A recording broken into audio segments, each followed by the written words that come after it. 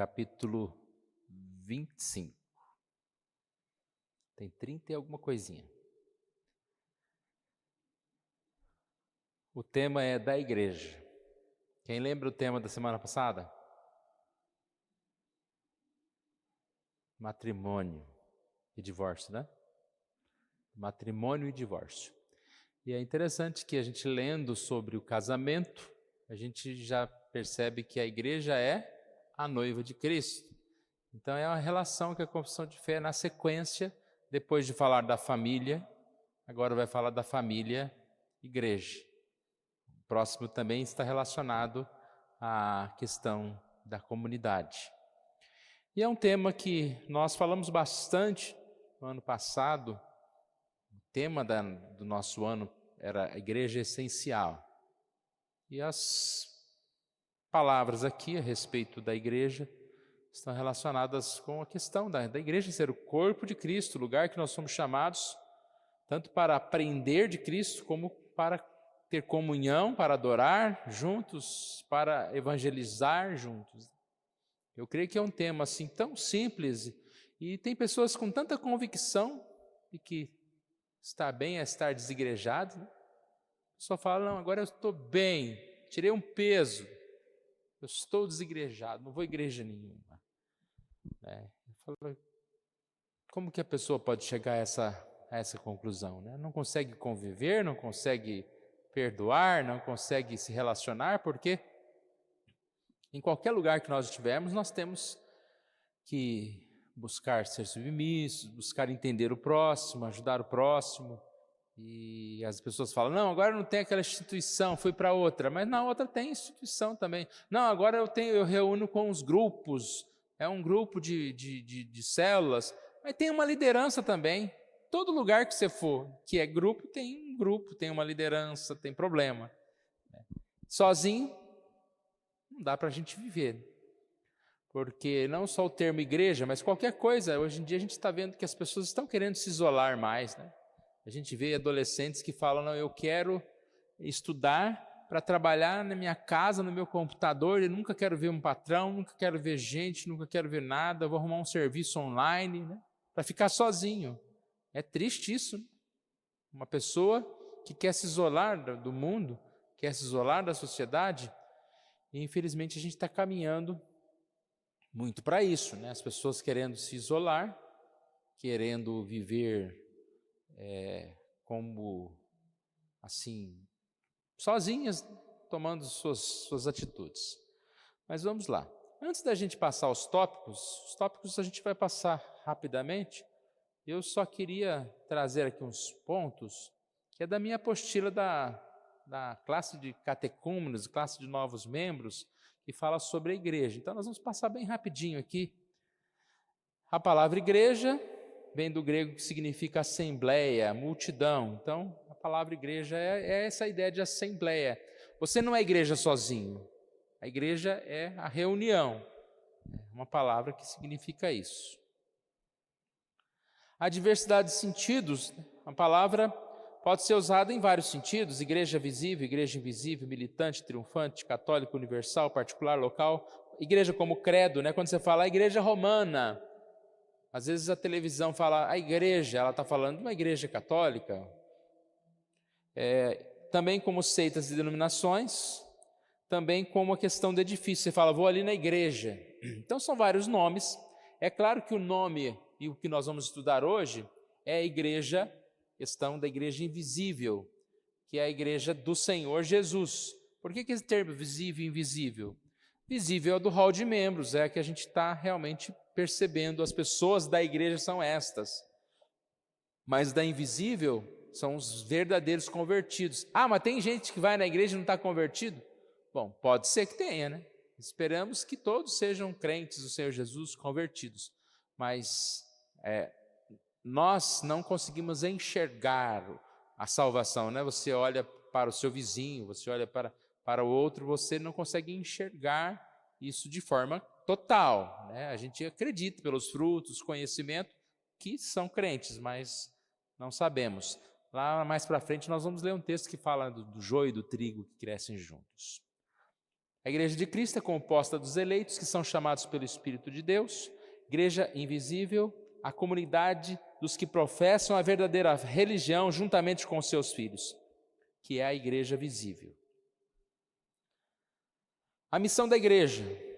A igreja foi estabelecida por Deus para ser instrumento de proclamação ao mundo da mensagem da salvação em Cristo e agência de ensino e edificação dos que, convertidos, tornavam-se seus membros. Proclamação e edificação, evangelização, atributos da igreja. Então, o que precisa ter numa igreja? Unidade, né? Nós somos unidos. Santidade, a igreja é um local que nós aprendemos e nós buscamos ser separados do mundo. Universalidade, que é a palavra católica que vai aparecer várias vezes na confissão de fé, que significa universal, ou seja, é uma igreja que está em qualquer lugar, está em todo lugar, face da terra, não é só de uma região, de uma cidade, mas é a mesma igreja em todos os lugares. Marcas, características da igreja: verdadeiro ensino da palavra, administração correta dos sacramentos, exercício fiel da disciplina. Então, você precisa estar numa igreja que tem o ensino da palavra, o ensino verdadeiro da palavra, que tenha como sacramentos o batismo e a santa ceia, administrados corretamente, conforme a palavra, conforme os ensinamentos bíblicos, e a questão da disciplina, uma igreja que procura, tendo uma liderança, corrigir os seus membros e fazer a profissão de fé de seus membros e lidar como um corpo. Outras marcas: presença do Espírito, amor, serviço, testemunho, comunhão, são marcas da igreja. Então vamos lá, capítulo 25 da igreja. O primeiro tópico da confissão de fé.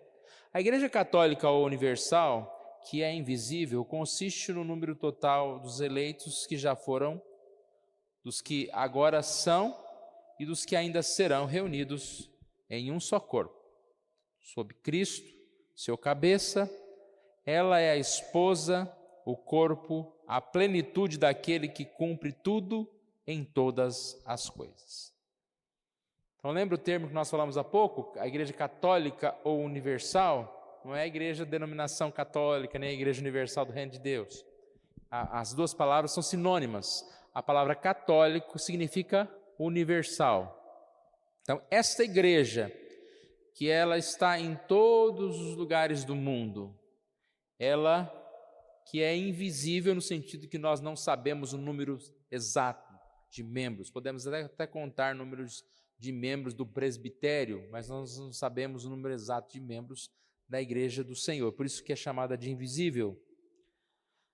São os eleitos, esses que foram chamados pelo Senhor, tantos que já morreram, tantos que estão vivos, como os que virão. Essa é a igreja do Senhor Jesus, que um dia, como nós lemos há pouco em Apocalipse, como uma multidão se reunirá e estará indo assim para os céus, clamando e louvando ao nosso Deus que se assenta no trono, louvando o Senhor.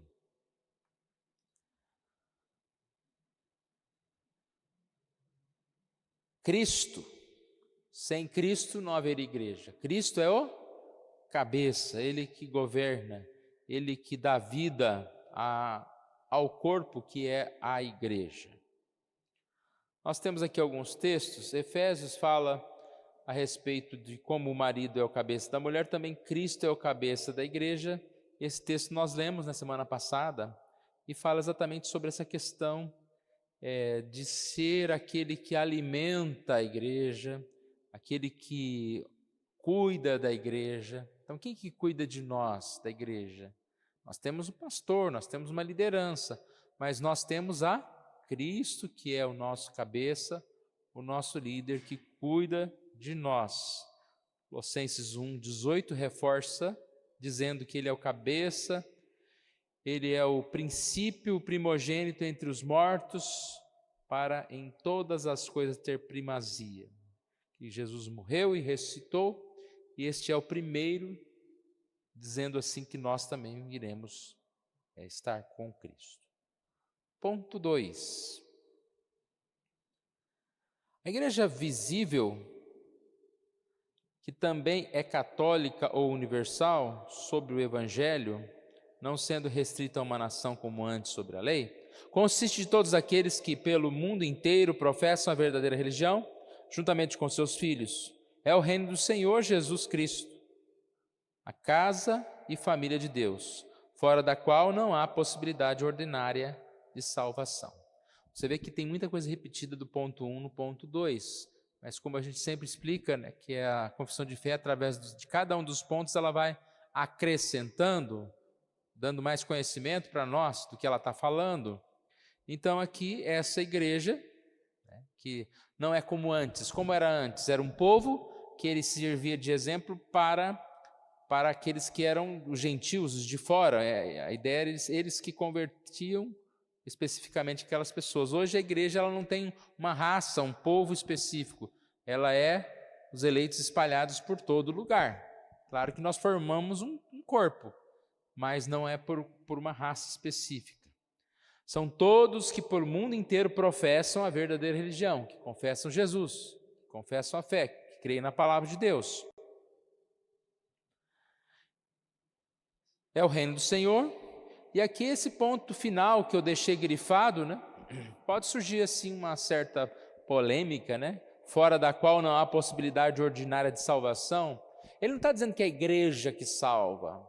Ele está dizendo que os salvos vão para a igreja. É diferente uma coisa da outra.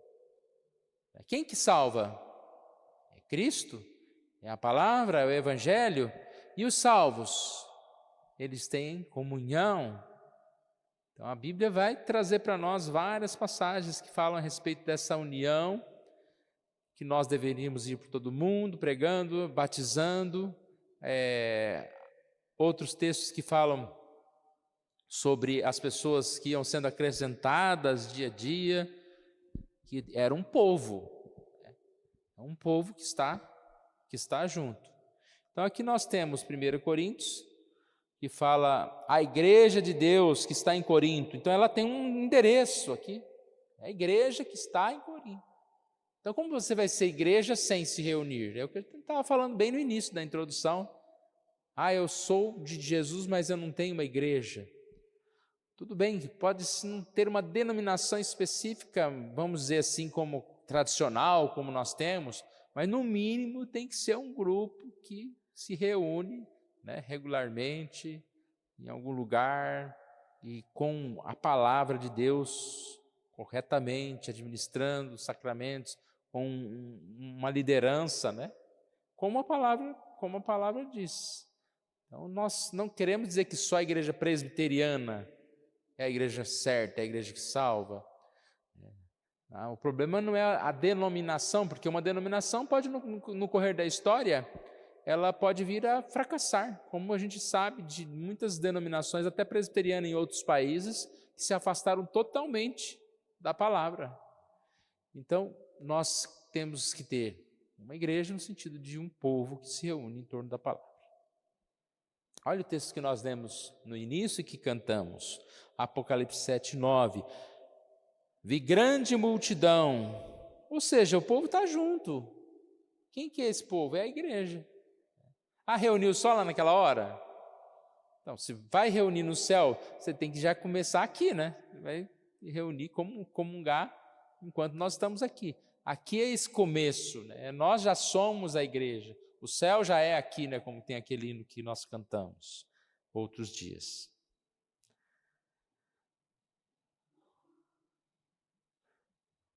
Ponto 3. A esta igreja católica visível, Cristo deu o ministério, os oráculos e as ordenanças de Deus para a congregação e aperfeiçoamento dos santos nesta vida até o fim do mundo, e pela sua própria presença e pelo seu Espírito os torne eficientes para esse fim, segundo a sua promessa. Entenderam o que esse texto fala? a ideia aqui de oráculos, ordenanças, a ideia do ensino que a igreja traz. A congregação é para o nosso aperfeiçoamento. Ah, mas eu não posso aprender em casa? Pode. A gente está vendo muito hoje essa história de online, aula online, não sei o que online. Pode, mas não é a mesma coisa você fazer uma faculdade online do que você fazer uma faculdade presencial. Não é a mesma coisa. O contato humano sempre vai ser prioridade. Por mais que inventem aí aparelhos tecnológicos, fazer umas oleografia, aparecer umas pessoas assim, né? Contato, é a gente respirar o mesmo ar, é a gente olhar no olho, é a gente estar ouvindo. E o que aqui a confissão de fé está falando, e eu creio que isso é verdade, é que nessa união há uma presença diferente do Espírito Santo, há um ensino diferente. É como a gente sente, né? Às vezes a gente está na igreja ali, uma pessoa que canta, não é a questão da sabedoria do pregador, mas é um momento ali de oração, é um momento de estarmos juntos, às vezes até no momento de silêncio Deus fala com a gente, porque por estarmos ali naquele lugar.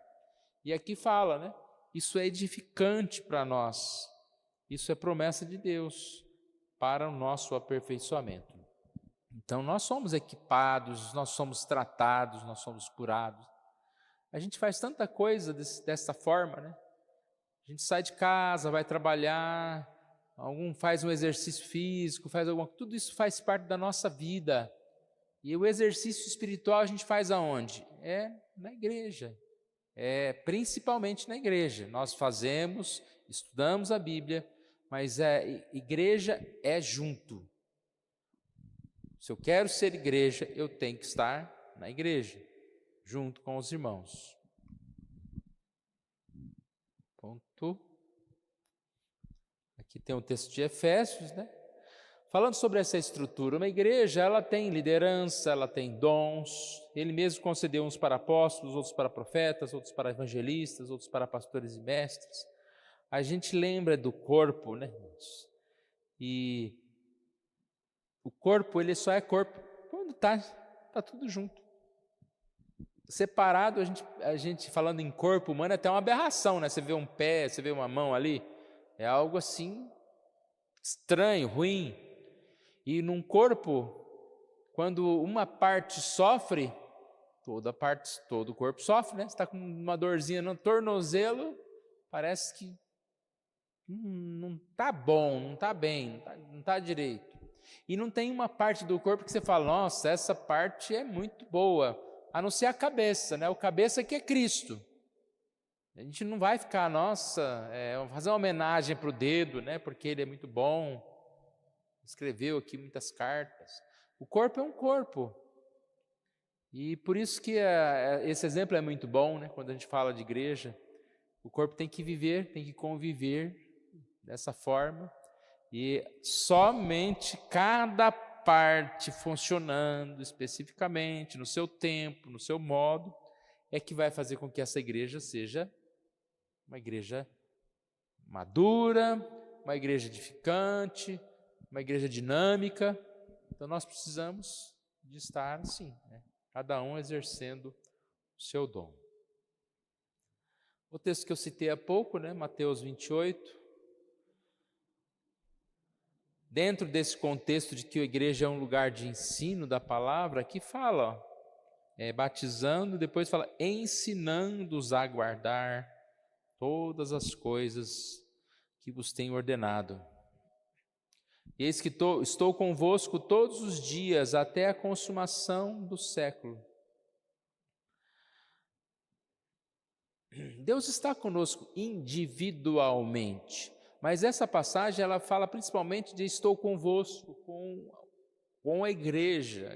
Ele é o cabeça, ele está junto, auxiliando, ensinando. Nós lemos aqui há pouco Atos 2,47, que fala que as pessoas conviviam, tinham simpatia, e o Senhor Deus acrescentava dia a dia. E fala em uma outra passagem que que havia esse ajuntamento, né, para o aprendizado da palavra de Deus.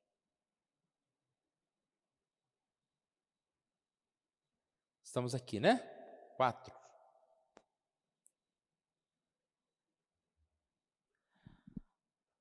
Essa igreja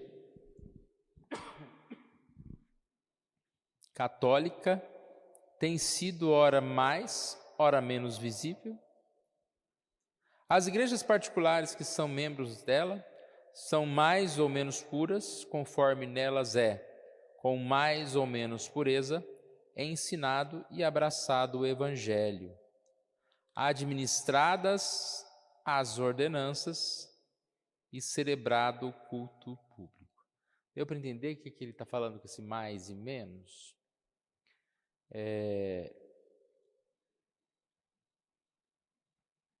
Não existe igreja perfeita, isso é claro.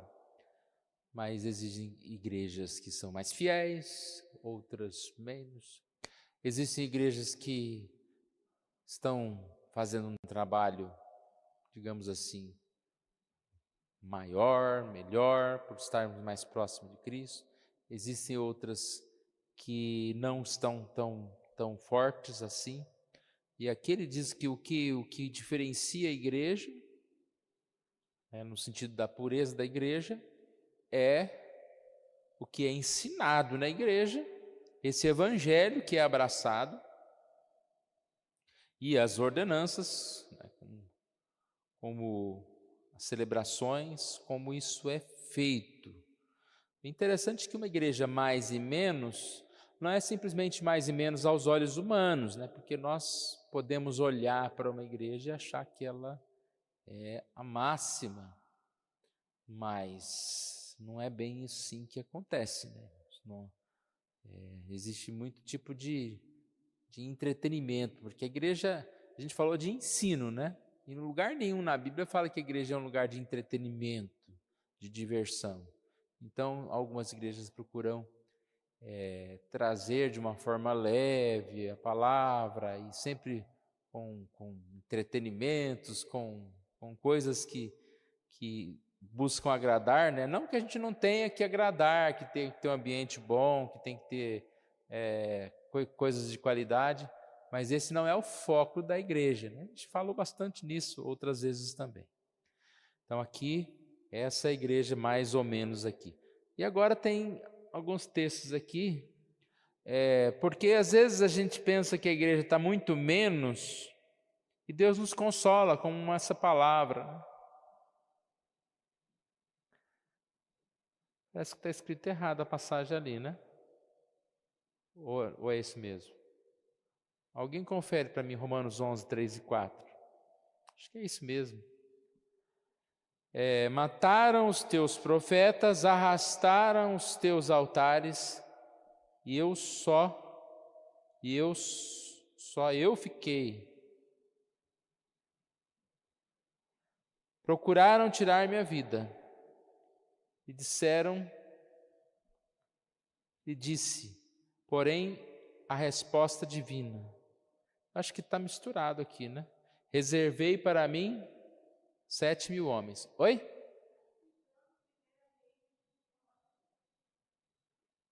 Ah, tá. Está dessa forma mesmo, Romanos, né? É uma citação de Reis lá, do Elias. Às vezes a gente sente como se estivesse só. E aí Deus fala, existem pessoas que não se dobraram. Então, às vezes a gente que está fraco e olha para o outro como se o outro estivesse fraco, né? A gente tem muito esse costume de espelhar os nossos sentimentos no outro. Por isso que quantas vezes você fala, fulano não gosta de mim. Talvez a pessoa não é que ela não goste de você, é que você que está com um mau sentimento em relação ao outro, aí você já acha que o outro não gosta de você. E assim em relação a outras coisas também, né? Eu estou fraco espiritualmente, aí você acha, não, a igreja está fraca. Mas como que você vai achar que a igreja está forte se você não está bem espiritualmente? Então, algo assim também se refere Sendo que Deus diz, olha, existem pessoas infiéis. Atos 2, 41 e 42 também, que eu citei há pouco, mas não tinha lido, falando sobre os batismos, e ali diz, perseveravam na doutrina dos apóstolos, na comunhão, no partir do pão e nas orações, perseveravam. Citei um exemplo aqui de uma igreja que estava firme no Senhor. Igreja que nós temos que nos espelhar, firmes no Senhor. Acredito que é o último. Ponto 5. As igrejas puras, mais puras debaixo do céu, estão sujeitas à mistura e ao erro. Algumas têm se regenerado ao ponto de não mais serem igrejas de Cristo, e sim sinagogas de Satanás. Não obstante, haverá sempre sobre a terra uma igreja para adorar a Deus segundo a vontade dele mesmo. Então, não precisamos ficar preocupados que a igreja não vai acabar, que a igreja não vai fechar, que a igreja não vai ser dominada por falsa teologia, porque o Senhor Jesus é o cabeça da igreja e ele vai sustentar essa igreja. Agora, isso não impede que, em alguns momentos, em alguns lugares, o mais e menos lá que nós falamos há pouco, chega tanto a menos a ponto dessa igreja se tornar aqui a sinagoga de Satanás. Então a gente tem que sair antes, né, irmãos? A gente fala que não pode mudar de igreja, mas se a igreja que você chama de sua, ela se afastou tanto dos princípios, né?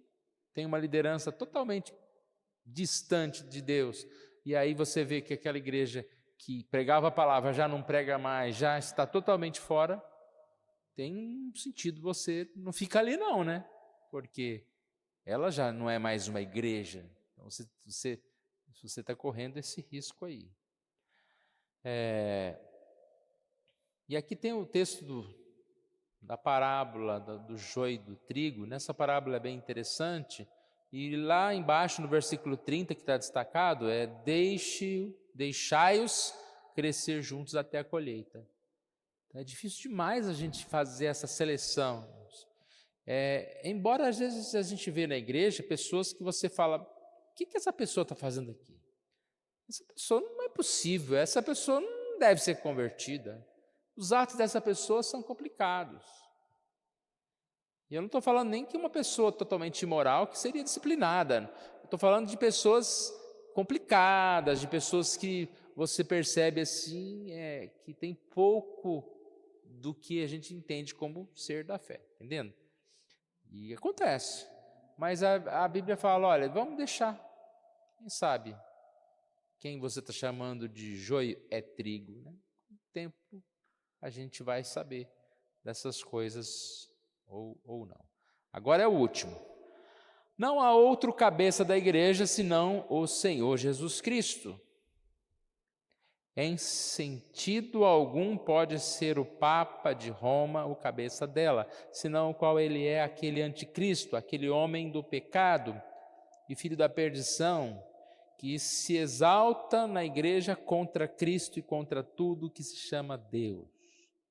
Interessante que a confissão de fé, por ser tão antiga, né, nessa época ela chamava o Papa de anticristo. A gente pode entender que existem muitos anticristos, né? Existem aquele que é contra Cristo, que se levanta doutrinariamente com um poder contra Cristo, é um anticristo. Então, tem vários anticristos aí na história. Haverá um anticristo que nós não sabemos quem é, né? Isso aí já é uma outra aula, uma outra lição lá de estudo de Apocalipse. Mas o fator aqui não é pensar em quem é o anticristo, é pensar em quem é o Cristo. Quem é o Cristo? Quem é o cabeça? Jesus. Qualquer um que se levante para se colocar no lugar de Jesus, seja um apóstolo de uma igreja evangélica, né, seja um bispo, seja qualquer um, esse é um anticristo, porque ninguém deve se colocar no lugar de Cristo. E como tem gente que tem querendo se colocar no lugar de Cristo, né? De falar por Cristo, de querer dominar no lugar de Cristo. Nós temos que tomar cuidado. Ele é o cabeça, o corpo da igreja. Ele é o princípio, primogênito entre os mortos, para em todas as coisas ter primazia. Efésios 2 diz que nós devemos estar edificados sobre esse fundamento. Qual que é o fundamento? É Cristo. Então nós somos como um edifício que está edificado. Temos Cristo. Nós assim somos edificados.